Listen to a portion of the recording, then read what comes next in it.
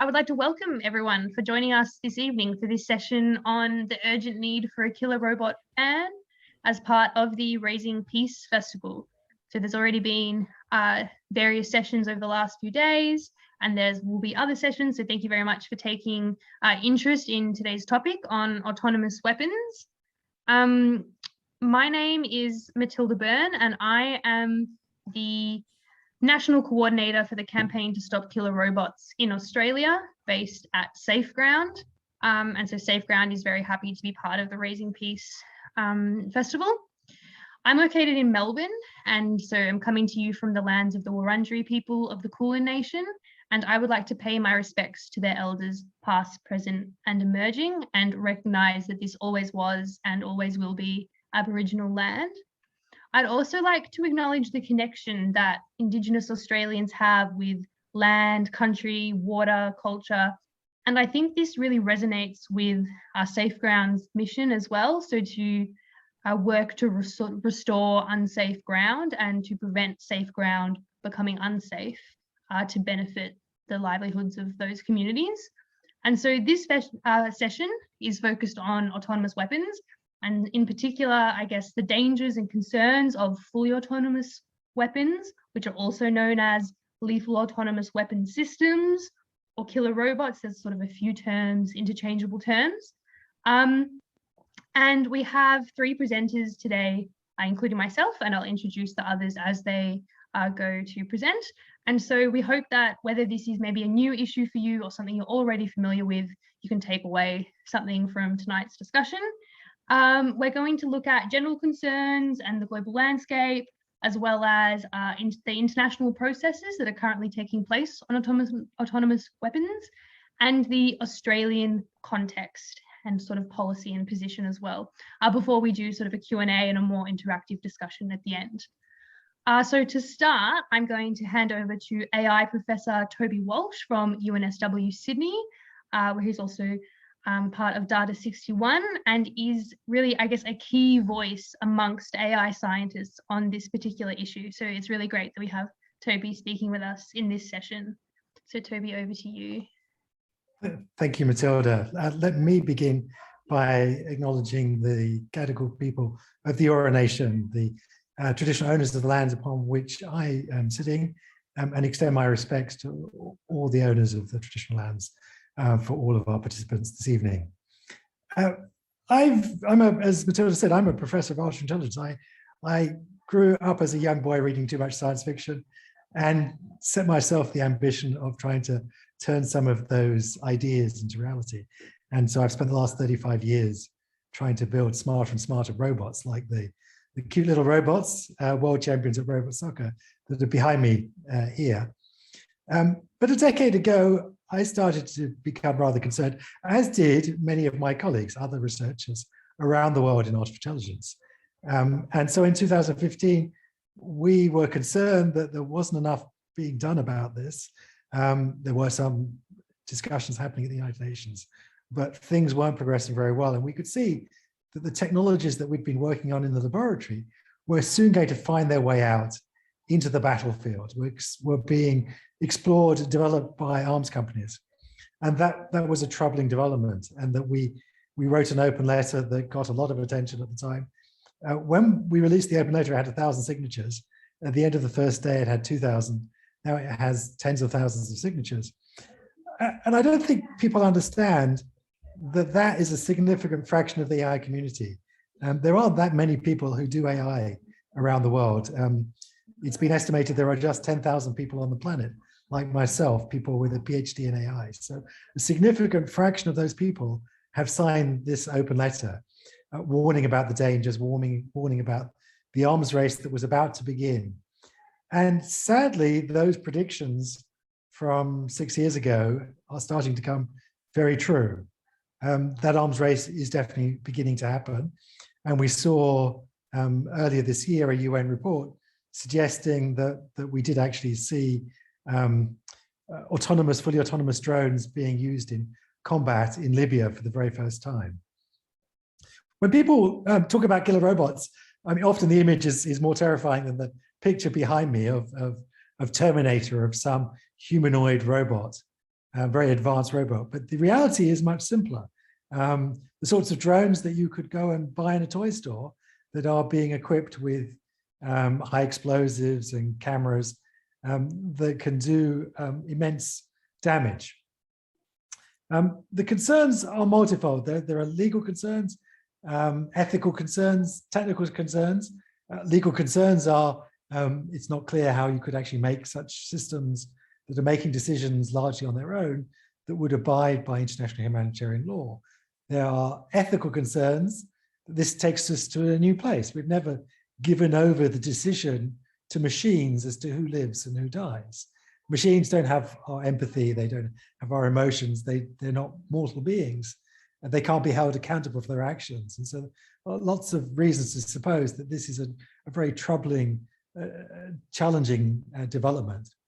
But then finally, what I want to focus on, because I'm a technical person, are the immense technical concerns that these sorts of systems pose. More than anything is that they allow us to scale warfare. My colleague, Stuart Russell, has suggested that these are going to be the next weapons of mass destruction.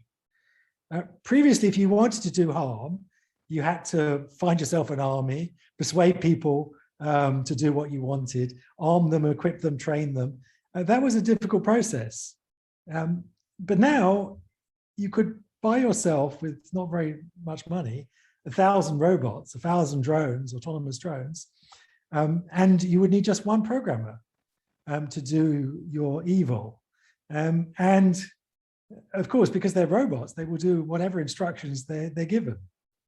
However distasteful those instructions might be, kill all the children, kill all the women, whatever you program them to do, those robots would unquestionably do. So they would take warfare to a new place. They would industrialize warfare, just like the other weapons of mass destruction, chemical weapons, nuclear weapons, permit warfare to be scaled in an unprecedented way. These would be new weapons. In some sense, though, they'd be more troubling than the existing weapons we have of mass destruction. Existing weapons of mass destruction, like nuclear weapons or chemical weapons, tend to be rather indiscriminate. They tend to just kill everyone in a particular region. These could be incredibly discriminate weapons, the ones that could be chosen, that could target a particular group, category of people with great powers of discrimination. Another technical concern to have today is that these would be weapons of terror. You can only imagine a picture of a swarm of 100 or 1,000 drones coming at you through the sky like a swarm of bees that it would be impossible to defend yourself against. It's not surprising that there are already Hollywood movies that have painted that picture. Another really important technical concern is that they would lower the barriers to war, and they would make warfare much more difficult to police. It would be very difficult that they introduce a really challenging problem of attribution.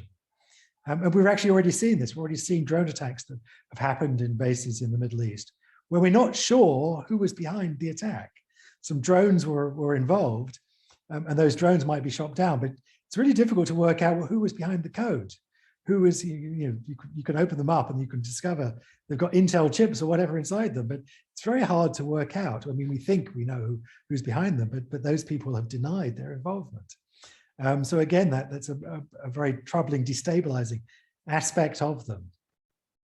So I just want to finish up my comments with also pointing out that even from a technical perspective, it's not a black and white issue whether we want or don't want lethal autonomous weapons, killer robots.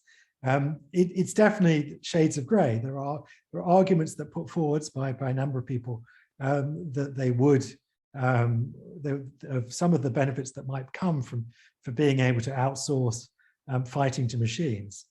But there are equally many more arguments, many stronger arguments that go against that suggest that this would be a terrible occurrence, one that we should, if possible, try to avoid.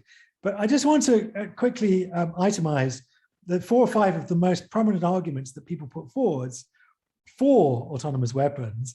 And let me just discuss why those arguments don't hold up to much scrutiny at all. The first argument people often put forwards is that they're going to be a much more efficient way to fight.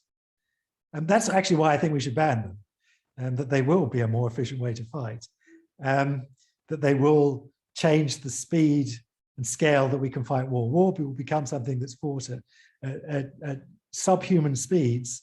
They will be happening, you won't have the speed of response to be able to fight anymore. So they will make warfare ultimately much more harmful. And that's actually something we probably should try and avoid. Just as we've tried to avoid it with chemical weapons and nuclear weapons. There are lots of more effective ways we have of killing people we've decided are too distasteful, too destructive, and we've tried to avoid, and this is a case in point. Another common argument people put forward is, well, we could just have robots fight robots. And I like to reply to that. That's a wonderfully naive idea of warfare, certainly warfare as it is now practiced in the 21st century. Warfare is increasingly fought in towns and cities, and it's increasingly total war. It's fought in and amongst, and often sadly against, civilians. There's not some separate part of the world anymore called the battlefield where armies collect and fight out war. Wars are fought, and we see this with terrible result in places like Syria. Wars are fought in and amongst and against civilians. And these would be the perfect weapons to use against civilians. So these are not going to, the people we end up fighting these days are not the sorts of people who are going to sign up to saying, well, let's just fight my robots against your robots. If it was that simple, we wouldn't actually need warfare. We could decide war by a game of chess, or as I like to prefer, a game of tiddlywinks, but no one's going to sign up to that. So it would be nice to think we could have robots fight robots, but it's not going to be that. Another argument, and I think this is actually the most interesting and strongest argument that's put forward, is that robots could be more moral. That warfare is a terrible thing, that terrible atrocities get committed during the course of war, which is true. I mean, rape and terrible destruction and international humanitarian law that's violated, and civilians that are targeted. Lots of terrible things happen in the course of war, in part because of the terror of being in war, but in part and because of the evil of man. And then if we can have robots fight war, well, we can program robots with very precise instructions to follow the conventions of international humanitarian law, and those atrocities will no longer happen. There are two fundamental and fatal flaws with this argument. The first is that we have absolutely no idea how to program robots with international humanitarian law, the principles of proportionality, distinction, the various other principles involved in fighting war. And secondly, even if we could, and that might take 10, 20, I don't know how many years before we could work out how to do that, there are no robots that we build that we haven't been able to hack. So whatever safeguards we build in, they may be removed.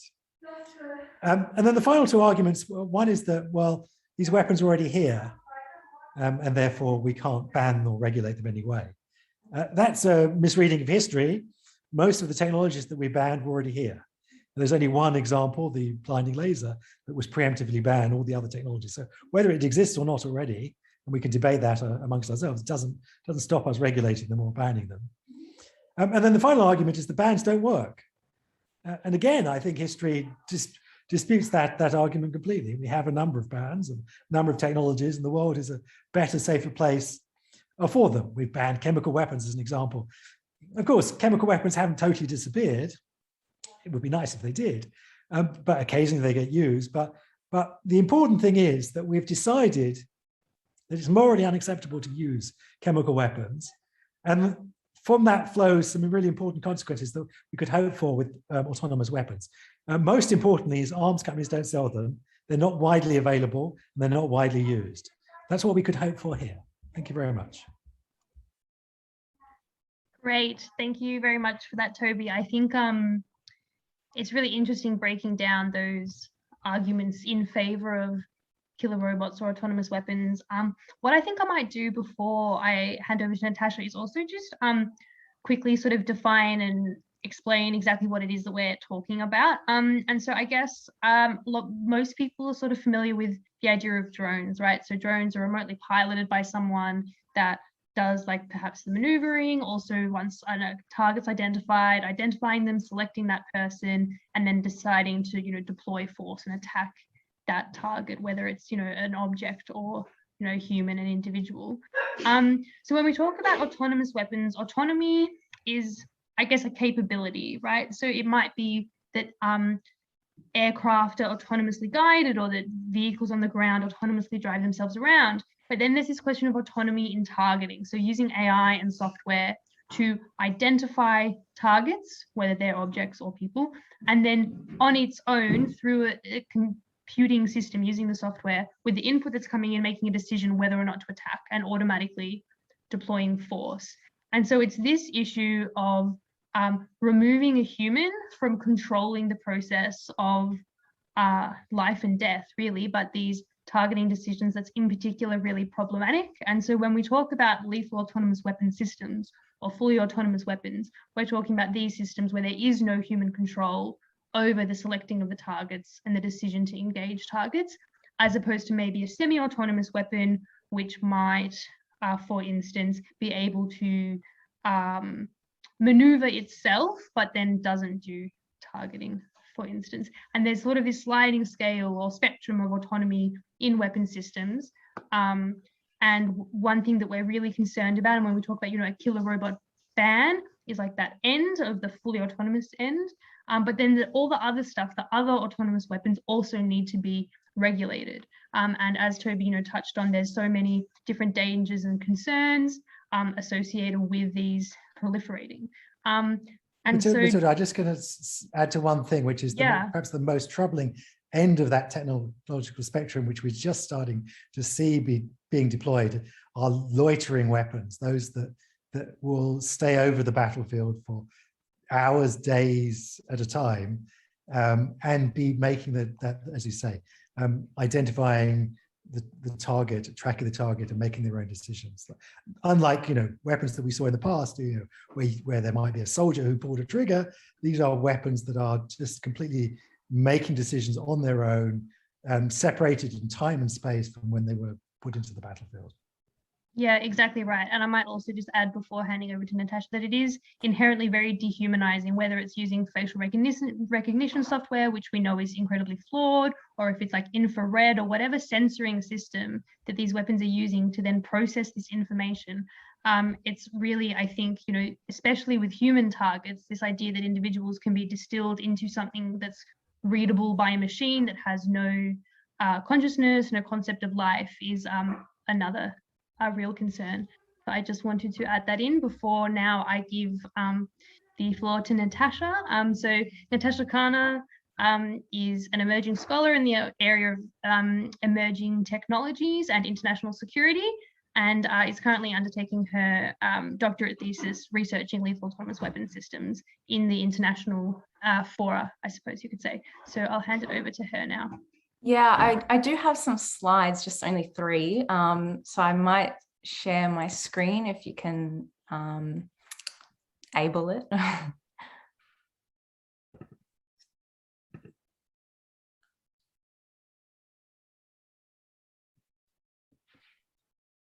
Okay. You should be right now.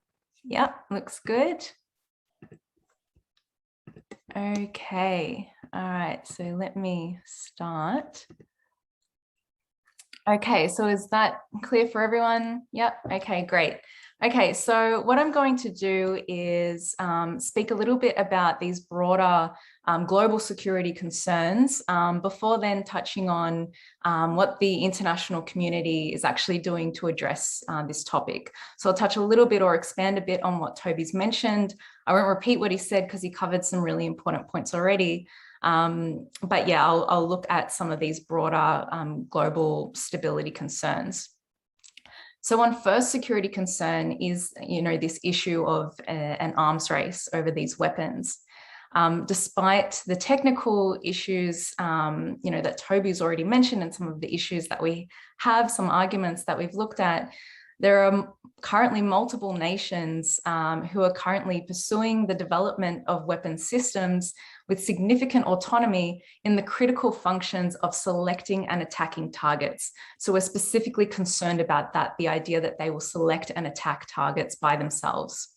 Some of these countries include the US, China, Russia, the UK, Israel, and South Korea.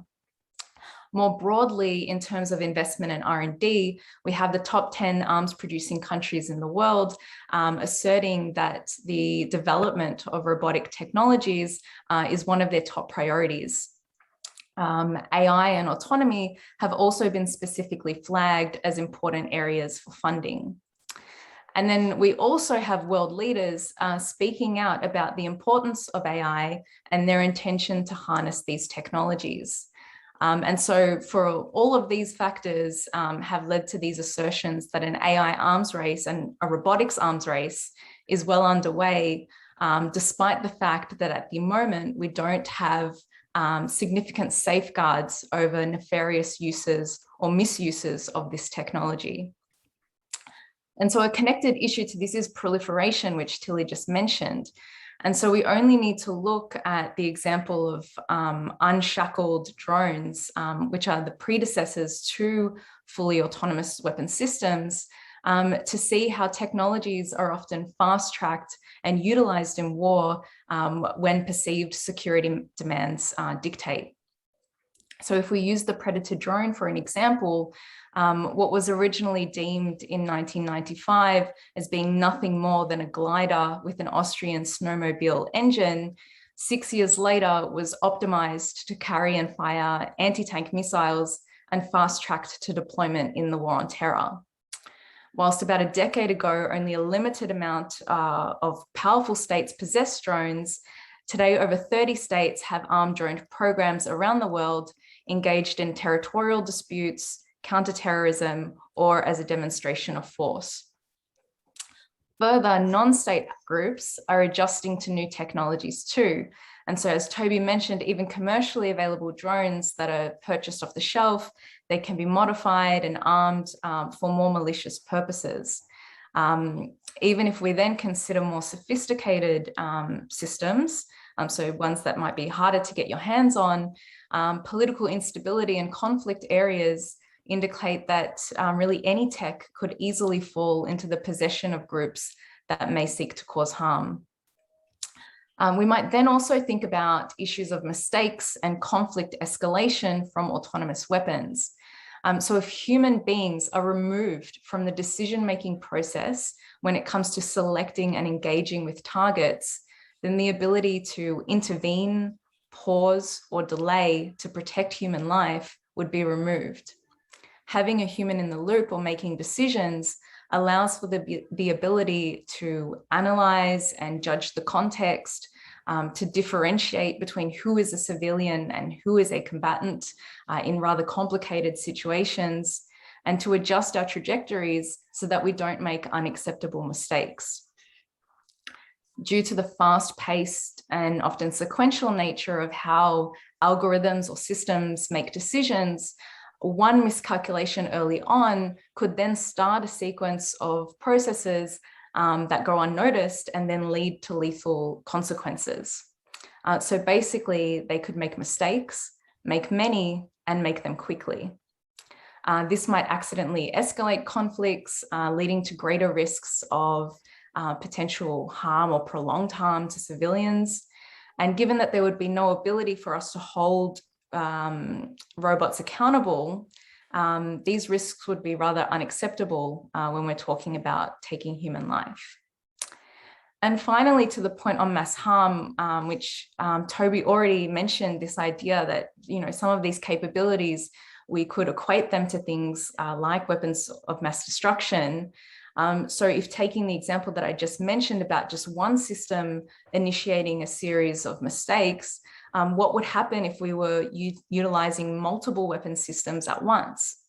And so if we consider things like drone swarms, which are multiple drones operating together simultaneously, we see that even the small risk of one drone or one machine hitting an incorrect target is multiplied across hundreds or thousands of drones. And so due to the mass harm that this would cause, this is why some have argued that these weapons would render them equivalent to weapons of mass destruction.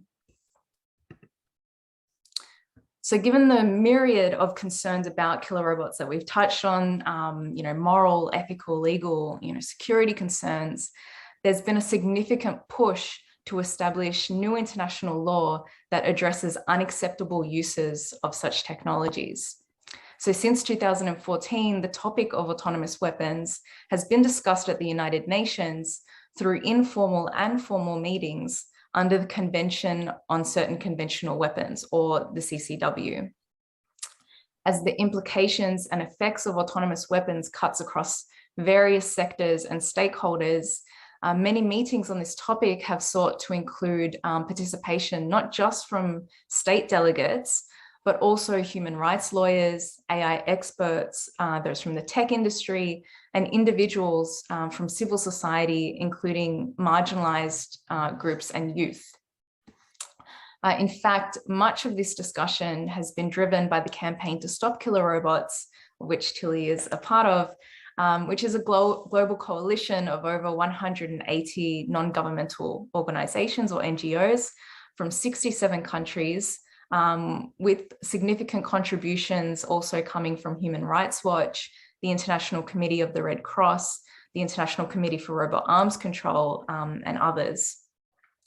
The CCW itself was chosen at the time for what was seen as being the appropriate forum to discuss the issue of autonomous weapons, as the CCW specifically aims to restrict or prohibit the use of weapons it considers inhumane. In fact, the CCW was formally adopted in the 1980s due to increasing concerns that new technologies were leading to creating weapons that were not compatible with international humanitarian law. And so, yeah, we've already mentioned some examples that we've looked at in the past. So these include things like cluster munitions and blinding lasers. In particular, the CCW aims to prohibit weapons that make no distinction between civilians and combatants, so it can't tell the difference between the two, or cause unnecessary suffering or superfluous injury. And indeed, much of the talks on autonomous weapons have really pointed towards existing legal frameworks that we have and possible violations of international human rights law, international humanitarian law, including principles on distinction, so distinguishing between targets, and proportionality, while speaking to requirements for accountability, human dignity, and abiding by the public conscience. Since 2017, the meetings have assembled under an expert body called the Group of Governmental Experts, or the GGE. In fact, the actual second session of the GGE is set to reconvene at the end of this week on the 24th. So our talk today is quite good timing, I suppose. The overall aim of these talks is to create a legally binding international treaty that will retain meaningful human control over weapons systems, in particular over targeting and attack decisions. So where are we at in terms of achieving that aim? Over the last, I guess around 8 years now, if we count this year, over the last 8 years, the progress towards this goal has, I guess, been mixed, and there have been various periods of momentum, but also stagnation. Talks have progressed from first attempting to just define what do we mean by fully autonomous weapon systems, lethal autonomous systems, how are they different from other existing weapons like drones, then trying to communicate these clarifications to state delegations, to where we are today, which has really strengthened the concept of meaningful human control over these weapons as a requirement for weapon systems through prohibition and positive obligations. To date, nearly 100 countries have publicly expressed their views on autonomous weapons. Most have repeatedly called for a new international treaty to retain meaningful human control over the use of force, including 30 states that have explicitly called for a ban on lethal autonomous weapon systems. At the latest formal meeting of the GGE last month, so part 1 to the part 2 that will continue at the end of this week, 55 countries participated, with a majority of states aligning on the type of framework that is needed to address autonomous weapons. And the 6th review conference in December of this year, so the end of this year, was really always intended to be the goal date for states to consider a mandate to officially begin negotiations on an officially binding treaty. However, despite the significant contributions from key participants thus far, there are some notable hurdles to overcome. The most obvious is the fact that the CCW operates under a consensus-building decision-making process, meaning that all of the states have to agree to progress talks toward action, so finding a consensus. Like all consensus-based forums, this can be a rather arduous task, and this is further hampered by postponed meetings, issues of funding the meetings, and in particular by the stalling tactics from particular states that are unwilling to close off the possibility of developing such weapons. Specifically, countries like Israel, Russia, India, the UK, US, and Australia have at times prevented the issue from moving forward because they perceive these weapons to have some military utility despite their moral and ethical violations. And so just to my final quick slide in terms of looking towards the future on this topic. So as mentioned, this 6th review conference in December of this year was really intended to reach that final stage. So moving on towards officially starting negotiations on creating this new international law or treaty. It's been noted that if it seems that by the end of this meeting that's not really attainable, it may be that the discussion on this issue needs to move beyond the forum of the CCW. However, whatever the outcome of the 6th review conference, I think it's important to note the significant foundational work that's been achieved over the last years, and that this now exists regardless of venue. So it's established some clear arguments and red lines that can continue imperative action elsewhere, if it must, if the CCW process, doesn't eventuate. In addition, civil society and broader public awareness through events like this on this topic has been growing, creating public and grassroots pressure on governments around the world. And so to my final point, despite the disappointing actions of some states, we've seen a vast collective of states step up to be leaders on this issue, indicating that discussion and further movement can still be driven. And so I don't want to overstate that these countries will be on the right side of history, but surely as AI and other technologies are further integrated into our lives and society, citizens and future generations will look back to see which states and which stakeholders had the foresight and the capacity to show, I guess, responsiveness to innovation and, possibly to their risks. And so we'll want to see which leaders proved their determination to create protections that allow us to live without fear of our lives being arbitrarily taken by a machine or program. And so I'm going to leave it there, and really to this last point in leadership, I guess this works well in terms of passing to Matilda to talk about what is or perhaps is not happening in the Australian context. Thank you, Natasha. Fantastic. I think that was a great overview of the international response thus far and the real issues with stagnation, and how to date we're yet to see this kind of mandate to negotiate that we would like to perhaps see in December at the CCW. But as you say, it's a good segue for me to speak to the Australian position, and also the photo outside Parliament was very appropriate for the segue as well, that photo stunt from early 2020, I believe it was, so just before COVID. And so, yeah, I guess what I would like to do is talk a little bit about the Australian context and perspective, and what's happening both domestically and with our policy internationally. So it may or may not surprise you to know that Australia is actually heavily investing in the development of autonomy in defence. So we are one of the countries innovating in this area.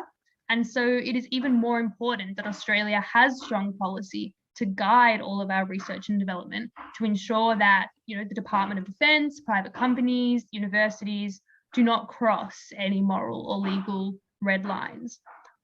So to offer a bit of a picture of what's happening in Australia, just 2 weeks ago, Defence Minister Dutton affirmed that autonomous systems are part of Australia's so-called capability edge. In 2020, in the Defence Strategic Update, they were also very explicit about autonomous weapons, sort of outlining investments in both land vehicles, autonomous aircraft, and kind of applauding such weapons as bringing increased survivability and lethality. And so we know that this is kind of part of how Defence is thinking about autonomous weapons. In 2017, the inaugural Defence Cooperative Research Centre was launched, which was Trusted Autonomous Systems, so a partnership between defence, industry and universities in this area of AI in defence. And so this centre may not be working on lethal autonomous weapons or fully autonomous weapons, but an absence of guidelines or policy on what is and isn't acceptable is really of great concern for us. So we've heard that TAS, Trusted Autonomous Systems, has no ethical guidelines or other guiding framework guiding their work. And so part of the reason for this, they say, is that there's still more to learn about AI in defence. And Defence as well, so the Department of Defence have confirmed Australia doesn't have any principles relating to AI in the defence context specifically, while they do have other sort of governance systems and frameworks about weapons in general. But even if there are still these considerations happening and developing, there is no reason not to explicitly rule out lethal autonomous weapon systems and say that these will never be developed and never be used and deployed by Australia. There's been some consideration of ethics within defence, like a paper was created recently, although there's no policy outcome of this. But what's really worrying there is that they totally ignore this inherent issue of removing the human control or the human from the loop. And it's not something that's touched on at all in this paper that is supposedly about ethics. And I guess even more to that, it's like we've actually heard from Department of Defence that in the future, there may be a broad comfort in the use of an ethical lethal autonomous weapon system, which I think is really problematic in a few ways. So one is that it doesn't acknowledge that laws are potentially just around the corner in global arsenals, and that even if we had this sense of an ethical AI that could, like Toby mentioned, be coded with all of the international humanitarian law, etc., it doesn't address the security risks of these weapons proliferating, nor the morality of delegating life and death decisions to machines. So there's quite a few concerns there.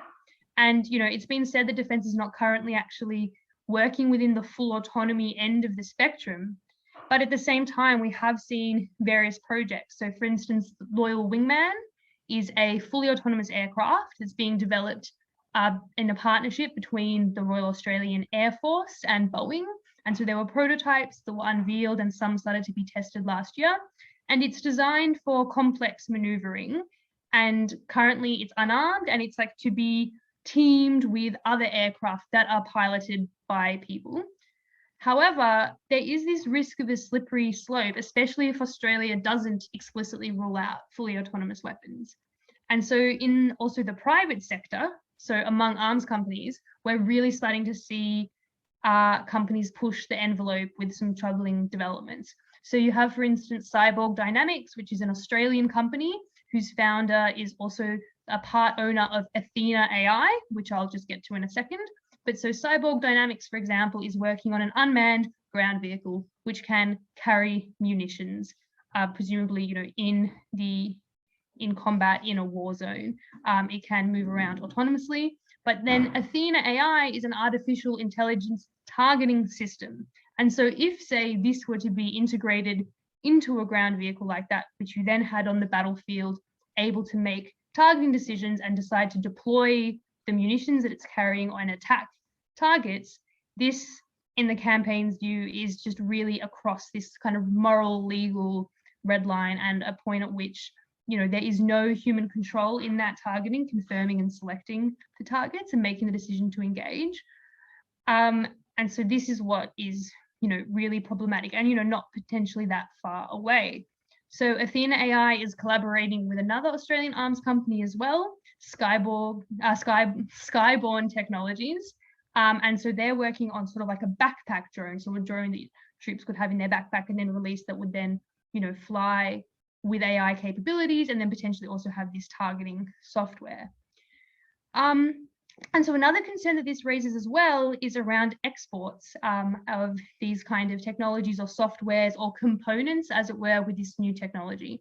And what that means, and whether the end use will be within the bounds of international law or indeed moral, if it is being exported or sold to other actors that are then using them in their own weapon systems, in absence of global regulation, which is why the regulation is so important.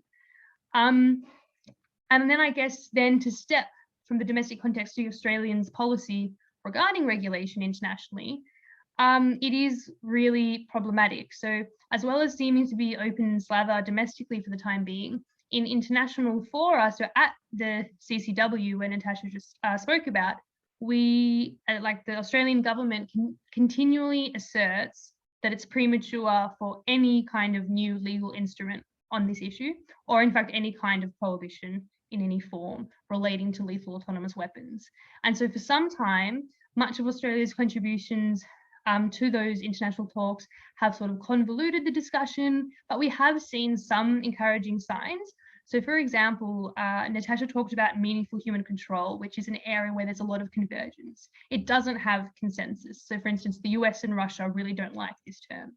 But then we have Australia saying, for example, that they're open to finding compromise language on human control. So this is perhaps a positive within that sort of unsatisfactory position that Australia holds. But it's really a far cry from the decisive action and strong regulation that's needed around autonomous weapons. And so there is a broad convergence in those discussions that Natasha was talking about around explicitly prohibiting some kinds of autonomous weapons and regulating the rest. And so we would really like to see Australia support those calls for a new negotiation and this formula, and sort of be those actors on the right side of history, as it were. New Zealand is an example of a country taking a really strong stance on this and showing global leadership.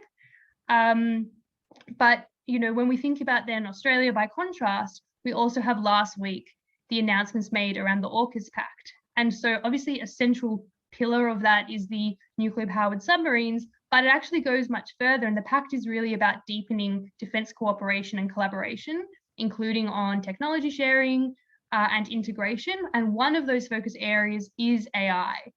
So this really does present a challenge for seeing that positive policy change that we would like in Australia, and may impact Australia differentiating our policy from that of the US.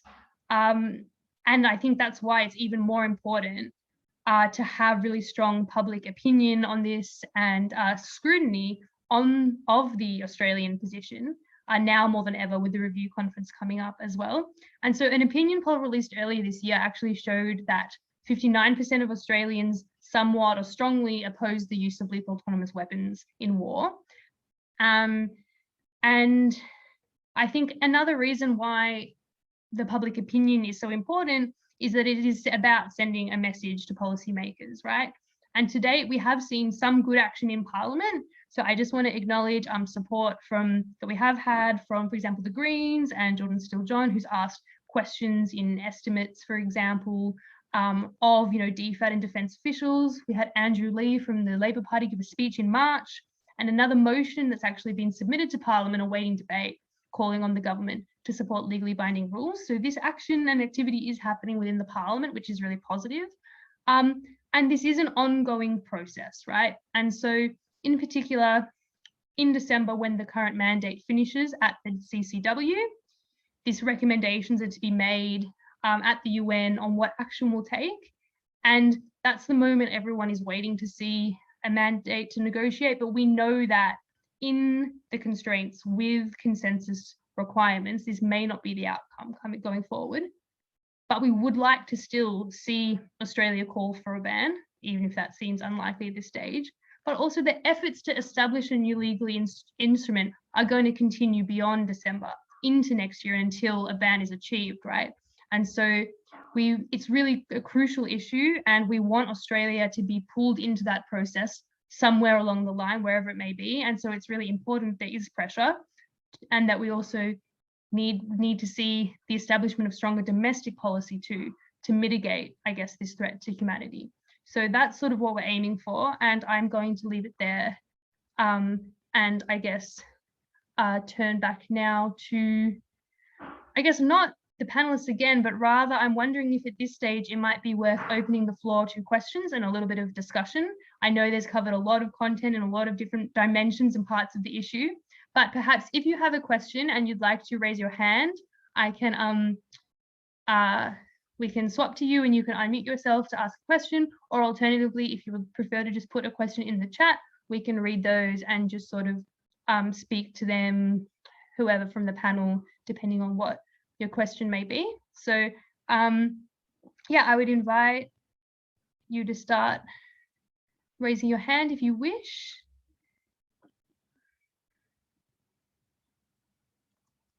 Matthew, we might go back to your question that's on staying in touch and up to date at the end in kind of wrapping up the session, but thank you so much. It's a great point to raise and we'll make sure to cover that.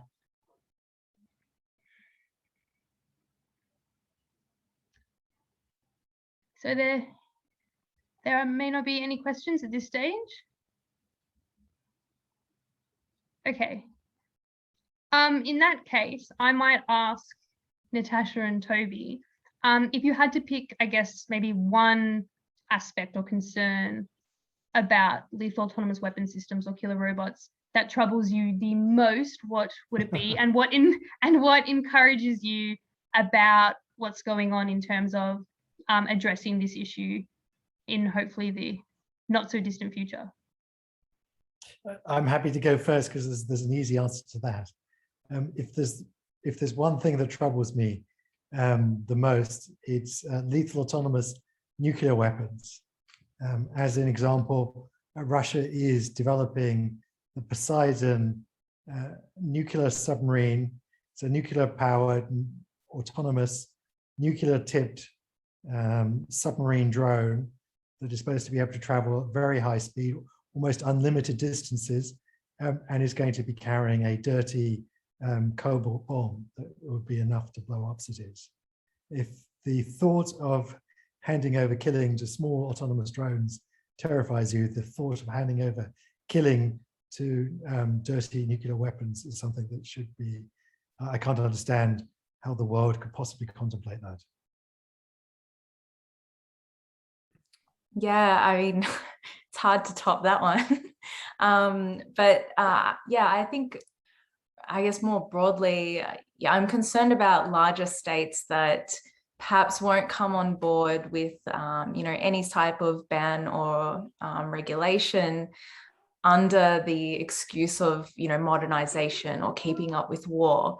I think that really does just, I guess, hide, you know, the significant concerns that we're speaking about in terms of, you know, putting civilians in harm's way, delegating or outsourcing the ability to take human life, thinking about what that means about lowering the threshold to war, which Toby mentioned before.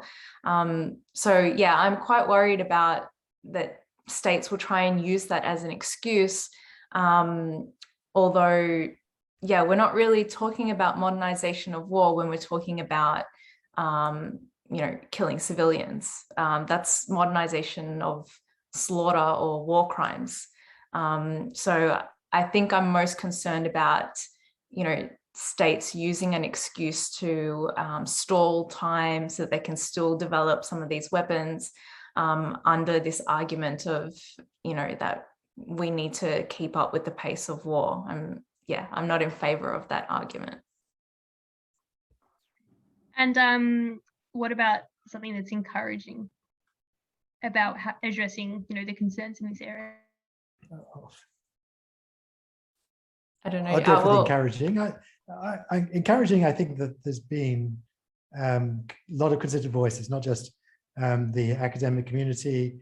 I organized an open letter from founders and CEOs of robotics and AI companies. We've seen faith leaders, we've seen Nobel Peace Laureates, we've seen a lot of voices say the same thing, and we've seen 30+ nations, the African Union, European Parliament, all consistently say the same thing, which is that it is important that we regulate this space, and we need to do that now. Yeah, I think the thing that I find encouraging is that we've really, I guess, specifically narrowed down what it is we're concerned about these weapons. And so if perhaps those clarifications weren't clear to state, so they didn't understand perhaps when we're talking about using more AI or autonomy, how will that affect current systems or defensive systems and things like that, that, you know, we've really, over the last few years, become quite specific and saying we're talking about selecting and like autonomously selecting and targeting certain individuals, which I think has helped to make, you know, the concerns that we have more clear, and also paves a way for, you know, that innovation can happen. So we're not anti-tech and we're not anti-progress or innovation. We're specifically talking about more, you know, harmful or nefarious uses that would put people in harm's way. So I think, yeah, I find that's quite encouraging that we've really been able to establish some convergence, as you say, on what it is we're concerned about with these weapons.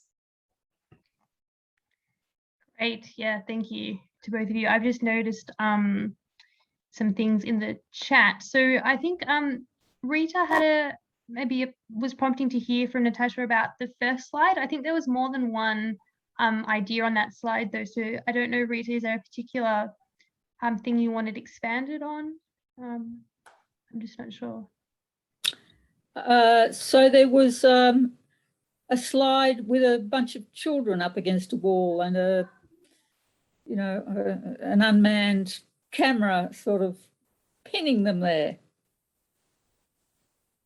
And how terrifying that must be for people having drones directed at them. Yeah, absolutely. So thanks, Rita. Yeah, this is something that we're really concerned about. So when we're talking about autonomous weapons, let's say, if instead of that weapon, there was a human soldier, that soldier would probably be able to identify that these are children that should not be targeted, even if they are, you know, in a conflict zone or at the wrong place, wrong time. Even if, you know, a child was to suddenly pick up a weapon on the ground, a human being would still be able to know that that is not a lawful combatant to engage with. If we are using autonomous weapons or a robot that might not have that ability to perhaps identify, is that a target or not? If it's been programmed to say, if you see someone with a weapon, that is someone you can fire on, that's when we have these sort of complications and nuances in which we're worried about delegating this ability to take human life to machines. And so it's not just that humans never make a mistake. We know that they can, but they're accountable in some way. We can, you know, bring them to justice. We, you know, sort of, we find it more palatable that a human, because a human can value life in ways that machines can't. So I think that picture is sort of very illustrative of, you know, the concerns that we have about, you know, removing, or I guess outsourcing the use of force to a machine that really doesn't have that empathy or situational, contextual recognition that a human might. We saw a very sad and terrible ending to the US involvement in Afghanistan with a drone strike where an aid worker was mistaken for a terrorist loading water cans into his car, and many innocent civilians were slaughtered by the drone. I should have pointed out, of course, that's while there's still a human in the loop. But if you ask myself or one of my colleagues working in AI to remove that human from the loop, we would aspire to make just the same number of mistakes as humans. That would be our target, and we would fail to meet that target. The Pentagon papers revealed that 9 out of the 10 people being killed in drone strikes were not the intended targets. And that would be what we would be striving to achieve when we replaced humans that are currently in the decision-making loop with completely automated systems. Absolutely. Ed put here in a comment, he kind of suggested, we can challenge an autonomous speeding fine, for instance, but clearly incorrect execution is irreversible. And it actually made me think of, I believe, and Toby probably can speak to this more accurately, but in Europe, there's sort of some principles on AI that were adopted within the EU. And part of that is that an autonomous system shouldn't be able to make decisions that significantly impact, I can't quite think of the exact wording, but the individual in question. And obviously loss of your life is a significant impact. And it's interesting then how this perhaps translates to this question of prohibiting fully autonomous weapons. I don't know, Toby, if you have more insight into what I'm referencing. There is EU regulation within the General Data Protection Regulation that any automated decision is made about people, you can demand an explanation for it. That was written for people having credit loans denied them and credit scores that they didn't like. But clearly, when it's taking human life, that's not as Ed says, that's not a reversible decision. And these are not machines that are accountable. They're not sentient. They're not conscious. They don't. They can't be punished. What can you do to a robot? You can turn the power off. It doesn't care. So they can't be held accountable like humans can be held accountable for those decisions. Definitely. Are there any other questions? Anyone that wants to raise their hand to share any thoughts quickly or put in the chat? Oh, okay, we have one here. Do emerging countries generally supporting the ban on killer robots, or do they want them as a deterrent? I think it's worth pointing out the first country to call for a preemptive ban was Pakistan. And because Pakistan is one country where they know fully what these technologies, because where were semi-autonomous drones, Predator, Reaper drones flying, raining terror from the skies, that was in places like Pakistan and Afghanistan. So it was unsurprising, perhaps, that was the first country to call for a ban, because they know that they're going to be on the receiving end of these technologies first. Definitely. I think it's worth noting as well, when you ask about deterrence, that China actually supports a ban on the use of lethal autonomous weapon systems, which I think is interesting to note in the context where, both US and Russia, for instance, do not, and are saying that, they don't support new international law at this stage. Natasha, did you want to weigh in here as well? Yeah, so I mean, first, just to clarify on China, so I think they're supporting a ban against the use, but not of development. I think that's right. Yeah. So, do they want them as a deterrent? From what I've seen, most of the arguments are really, as I said, kind of stalling time. So, wanting to see how we could use this technology, what opportunities it could offer. Even if it comes with quite ethical and moral violations, as we know at this point. So I don't know if they want them so much as a deterrent, but I feel like they're wanting to not have any restraints on exploring having these technologies and these weapons. Great, thank you. And there's a question that's come from Vis, which is asking about whether the programmer can be held responsible. No, the programmer can't be held responsible, because there are lots of AI systems being deployed that use machine learning. How they behave is not what the programmer programmed. They're responding to the data they're trained on, and the programmer has no control over that. Yeah, I think I might add to that, that I've heard from other tech workers that that are working on all kinds of projects. There's some things where they feel like in the current, regulatory environment, they don't want to work on a particular system that's, for example, hunting and lethally executing pest animals, because they're concerned that work, that software, the code might be repurposed in a way that it wasn't designed for, and they don't want their work to be involved and reused in that way.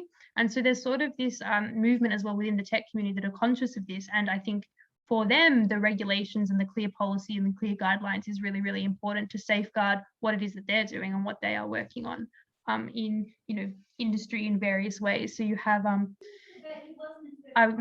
for instance, also in Google, there's a partnership with the US Department of Defense, where there was a sort of an action or walkout of workers that were concerned about facial recognition being used in that context, because that's not what they felt they were there for. I don't know if anyone wants to. Yeah, I mean, you're putting your finger on a really important challenge here, which is the dual use of the technology. So the problem with AI is many technologies are entirely dual use. So the same algorithms that we develop to identify, track pedestrians in autonomous cars so that we avoid them are going to be the same algorithms that are used to identify, track, and kill people on the ground in your autonomous drones. And there's no way it takes change one bit in the code to change it from avoiding to destroying. And so there's no way we can avoid that. We want to have autonomous cars. There's 1 million road deaths every year that will avoid 1,000 people in Australia who won't be killed in road traffic accidents every year. But equally, we know that those algorithms can be immediately repositioned and used for purposes that we would find very distasteful. Yeah, for sure. And I'm just noticing some other questions coming in, so I want to make sure we can move through them. So one from Julie about defense research and development being notoriously secretive. So how are researchers able to keep track of what defense research is up to, and I guess what developments are happening in the area? It's actually remarkably easy to keep track of what's going on, because this is a field which is, unlike many other fields, that the leading work is being done in universities and tech companies, commercial tech companies. It is not actually being done in the defense industry, which is why you see the defense industry go to companies like Google to pay them to do things. So we've got a very great visibility of what the state of the art is, because the tech industry is leading the way and defense is trying to catch up. Yeah, I think that's definitely one part of it. And I guess there's one part which is, what is used is people are made aware of, like Toby mentioned the case of the Cargo 2 drone, loitering munition, semi-autonomous, fully autonomous. It is unclear, and it is sort of, the word of, say, Turkey, the manufacturer, saying these weapon systems are always refer back to a remote operator for a confirmation before an attack occurs, for instance, and it can be an area that it is hard to ascertain exactly what is going on. I've noticed Angus has raised his hand, and I wonder if that's on this particular point. I'm guessing it is. It's not actually. I had another question, but I'm happy to wait. Thanks for Okay, cool. The reason I say that is Angus is actually doing an intern at SafeGround at the moment, looking at campaign to stop killer robots and trying to delve into some of these arms companies' most recent developments and finding information online and ascertaining from defense announcements what's actually going on. So then the next question here is a question around how to raise awareness among the general population. And I'm not sure if it's general populations in the public or the population of programmers around that extract and manipulate its employees. Okay, so it is the programmer population to work on training AI systems that will be used in destruction. I think it's a really interesting question. I think some companies do have really clear policies about their ethics and whether or not they partner, for instance, with defense, whilst others don't. I don't know, Toby, if you have thoughts on that. Yeah, I mean, that's one of the reassuring things that's happened in the last couple of years. There's been increasing awareness amongst people working in the tech industry, and a number of high-profile situations where workers have pushed back against the management of those companies in terms of, for example, Google declined to continue the Project Maven, the project that they had with the US DoD to automate some of the surveillance, which might have ended up, ultimately building fully autonomous Reaper and Predator drones, because of the pushback from their employees. So we're actually seeing a lot of useful pushback from the workers in those companies, the problem is that the tech industry, there are some very high profile CEOs who have a disproportionate say about where the company goes. So you take a company like Facebook, if Mark Zuckerberg wants to do something, he has the voting shares to force the company to do that. So on the one hand, you have the workers who are pushing back against it, but equally you have tech companies whose share structure and management means that they can get away with doing things that the employees don't want them to do. And a number of people have resigned. I know a number of people personally who have resigned from tech companies because they don't like the way they're going. Definitely. And Matthew, I think, has reinforced this as well with a comment that IBM UK walked out when they were approached to program race profiling for programming in shopping systems. But yeah, an example of tech workers working out not happy with a particular project and what its use was. So Angus, did you want to ask your question? Yeah, sure. Thanks for that, Matilda. So in light of the recent AUKUS Alliance announcement and the increased flow of information, technology and data between the countries, how will this impact Australia's policy on lethal autonomous weapons and their use and development? Natasha, do you want to? Yeah, maybe I'll go for this one. Yeah, so it's interesting. So obviously, as Tilly mentioned, there is this aspect of sharing technology and in particular AI that is part of the AUKUS alliance, which has not been picked up on as much as sort of the nuclear aspect of it. I think it will then make it difficult for Australia to disengage from perhaps the positions that the US and the UK might take towards lethal autonomous weapons, similar to what Matilda was mentioning before. So in some sense, you would hope that this will mean, or you would hope that perhaps we would still, I guess, push forward with this idea of, exploring this idea of meaningful human control.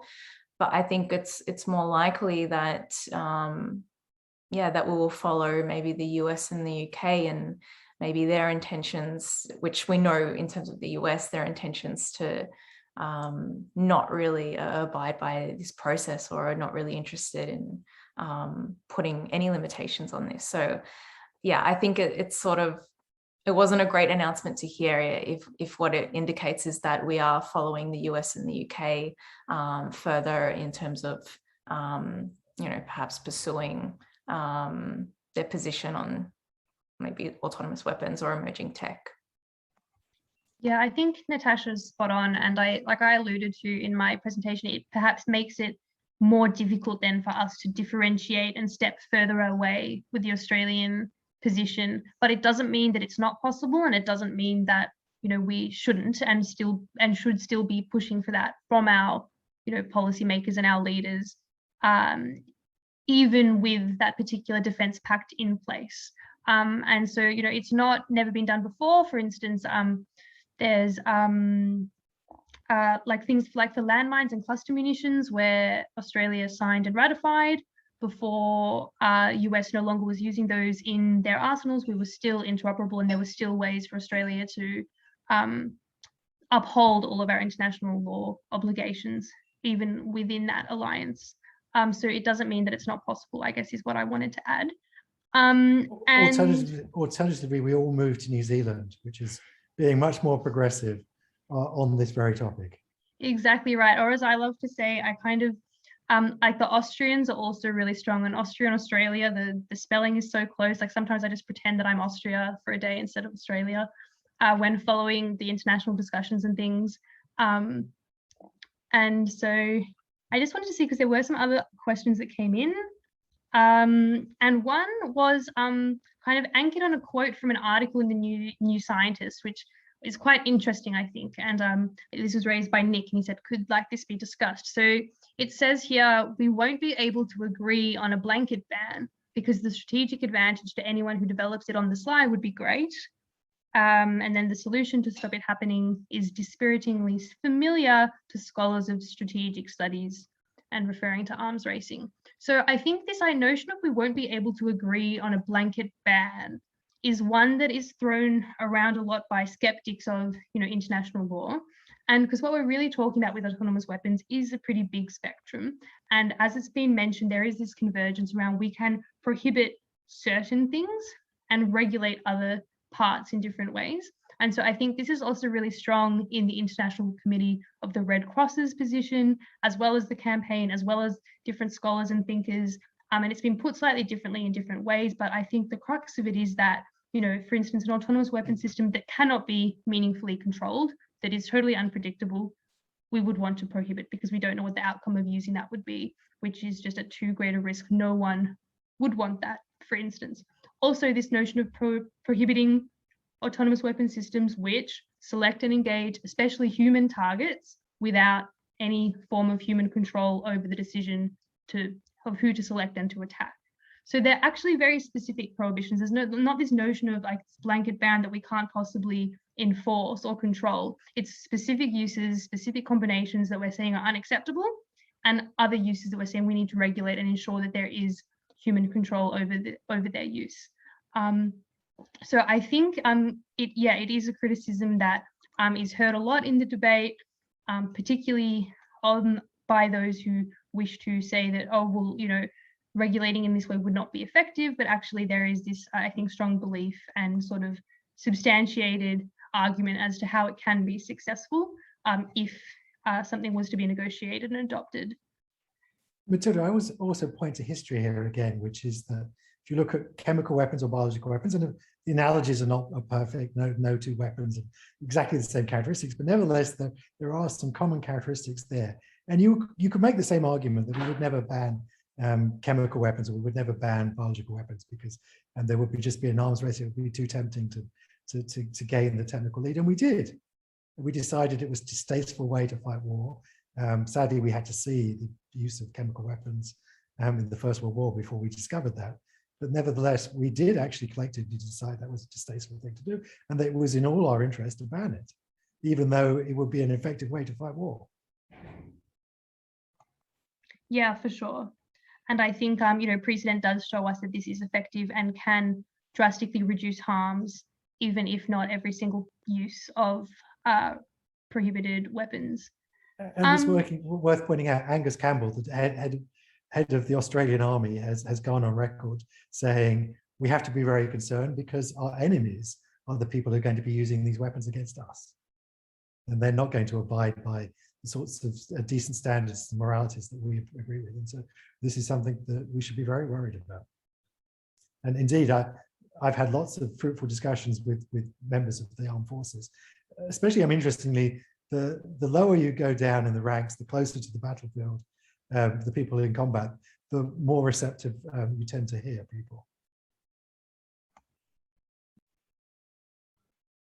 Yeah, I think just before we wrap up, I'll address the question we had earlier around staying across updates and in touch with what's happening on this issue. But before I do that, I just wanted to ask if Toby and Natasha, either of you had any final thoughts to add? I suppose what I would add is maybe watch this space and keep updated on what's going to happen with the review conference at the end of the year. I'm sure in terms of what Tilly will talk about in a moment, in terms of how we, connect with everyone and keep everyone updated, that we certainly will let everyone know what happened with the CCW process.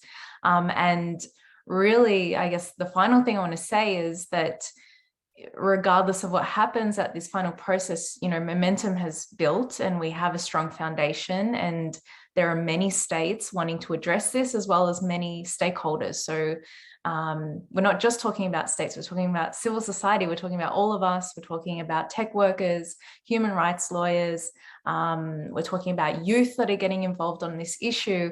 And so even if the CCW discussions are not fruitful, let's say by the end of the year, we can still push towards addressing these weapons outside of that process. And this has happened in the past as well, and successfully. So I would say, yeah, keep up to date with what happens, but, you know, it's not sort of hopeless if we don't, you know, move that mandate forward. It will be that we can move this process somewhere else. And in that sense as well, it would be great to have everyone, or at least to have within Australia, some public pressure being put on in terms of, you know, getting ahead of this issue and really addressing it. And I'll just add that one important lesson from history, another important lesson from history, is that every other weapon of mass destruction has now been successfully banned. Even nuclear weapons now, there is a treaty in place. And so I'm actually confident that we will ultimately ban lethal autonomous weapons because they are a weapon of mass destruction. I'm just concerned about how long it's going to take. And the more the people get behind the idea, the quicker it's going to happen. Sure. So I guess that's a good segue if you want to stay across the developments happening in this area, hopefully not the developments of lethal autonomous weapons, but rather the momentum towards a treaty. There's a few places you can go for information. So I guess I would outline that stopkillerrobots.org, and I'll pop these in the chat perhaps in a second. Stopkillerrobots.org is the global campaign to stop killer robots website. And so it has all various information. It posts updates. There's going to be some global actions coming up in October that people can engage in that are really simple and easy to do. So if you are kind of checking in with those updates, they'll and there's an option to sign up the mailing list, you'll get notified about that. And then within Australia, I guess SafeGround is not the only sort of civil society organisation involved in the campaign to stop killer robots, but we are the lead, and so we have a fair bit of information on our website about the Australian context, and a mailing list there as well, where we also send updates. So you might want to check that out. So I guess those are two places that I would point you to, as well as social media. So I guess the Australia campaign to stop killer robots is very active on Twitter and also on Facebook, so you can follow us there for posts and updates. And I think they are all the main sort of forums. There's lots of other civil society organizations that post regular updates and information and things, which you will be able to sort of navigate toward if you're interested in finding more easily from those sort of sites, because it's all there for you. So that's where I would recommend in terms of staying aware of what's going on and updates. I think it is going to be a pretty busy half of this year and then into next year. So hopefully you might be able to stay connected and, like I said, get involved with some of those actions and other events and things that will come up that we have within Australia. So other seminars like this and so forth. So I think in terms of staying connected, that's mainly what I was going to raise. I have noticed there are a couple more questions in the chat, and we do have a little bit of time. So perhaps a question here is whether or not space warfare is going to be a war platform for AI, which is a very interesting question because there are a lot of links between AI and cyber as well, which is sort of a different realm. Does someone else want to perhaps go into that? Yeah, unfortunately, President Trump has made space more of a frontier, and despite the fact that there is a UN treaty that's supposed to prohibit conflict in space, it does look like that we will be increasingly facing the risk of conflict happening in space, and AI is clearly going to be an important component of doing that, because you don't have people up there, you have mostly remote and autonomous systems.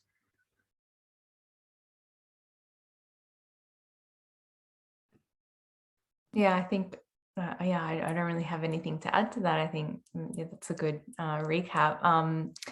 It's not exactly space, but in terms of satellites, I was with a working group a few months ago, and we were looking at what happens if you integrate machine learning into satellites that control basically early warning signals on nuclear launches. So you have satellites that sort of try to detect these, and then perhaps would launch a nuclear weapon in return. And we were thinking about what would happen if you integrate further AI into that, and what would be the opportunities, and then also what would be the risks. And as Tilly mentioned, in terms of cyber war, so basically we are seeing a lot of applications of AI into, let's say, the military sphere, or into different domains. And in some senses, yes, they will provide some opportunities to deal with things, quicker perhaps, or be able to analyze things faster. And in others, they will, bring up these new risks that perhaps we haven't, considered before. Space warfare, is definitely a concerning one to think about. That's another good example of about dual use. So you mentioned about machine learning being used in early warning detection of for example, intercontinental ballistic missiles. Equally, I have a colleague who's been working with the UN on the means to regulate the Non-Proliferation Treaty. They're using machine learning to try and spot when North Korea, or whoever it happens to be, sets off a nuclear test. And how do you analyze the seismic information to identify when and where a nuclear test might be? So AI being used to identify nuclear explosions, but for a very positive, useful purpose, which is for non-proliferation. I think that's a really good circle back to kind of end on, and this idea that, tech and AI in particular has lots of really great uses. There's great benefits for society, but also that there are certain uses that we can't accept, which is why we have the campaign and the urgent need to ban killer robots. So today's session. I want to add as well, if you're feeling inspired or want to mobilize, obviously as an individual, you can share information with people in your network. So the fact that you attended today, you might want to share something about it or tell people about it, whatever it may be. If you're feeling very compelled, you may want to say write to your local member, because it's really important for us that parliamentarians are aware that constituents actually are aware of this issue. And we're talking to a lot of politicians, and so it's really great when there's been feedback from their electorate as well. And then if you're part of a group or organization or community of any kind, you might also want to talk to that particular community group organization about how to get involved, to perhaps become a member, or just to collaborate in different ways on this issue, or to bring it into what you're doing. And we're really happy to support that in any way at SafeGround, and give you resources and give assistance if you want to, make killer robots part of an event, or in your local, I don't know, an update, a newsletter for members, things like that. So please do get in touch. I think I'll be able to circulate my contact details after the event, but in any case, if you look on the SafeGround website, it's all there. So thanks very much to Natasha and Toby for joining me today to have this discussion. And thank you very much to all of you for tuning in and being part of our session. So thanks, and have a good evening. And maybe I might see you in one of the other sessions throughout the rest of the festival. So enjoy any of those which you may attend. Okay. Thanks, everyone.